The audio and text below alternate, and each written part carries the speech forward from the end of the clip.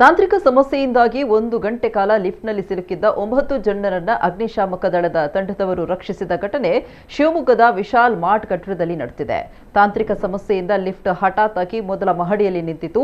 ಅದರಲ್ಲಿ ಭರತ್, ಅನುಷಾ, ಅನೀಶ್, ಫಾತಿಮಾ, ಮುಸ್ರತ್, ಸುಬ್ಯಾ, ಮಿಸ್ಬಾ, ಬಿಲಾಲ್, ಪ್ರಶಾಂತ್ ಹಾಗೂ ಪ್ರವೀಣ್ ಕುಮಾರ್ ಎಂಬುವರು ಸಿಲುಕಿದ್ರು.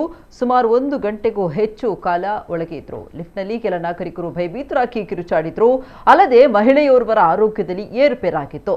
ಅಗ್ನಿಶಾಮಕ ದಳದ ಸಕಾಲಿಕ ಕಾರ್ಯಾಚರಣೆಯಿಂದ ಲಿಫ್ಟ್ನಲ್ಲಿ ಸಿಲುಕಿದವರು ಎಲ್ಲರೂ ಕೂಡ ಸುರಕ್ಷಿತವಾಗಿ ಹೊರಬಂದಿದ್ದಾರೆ.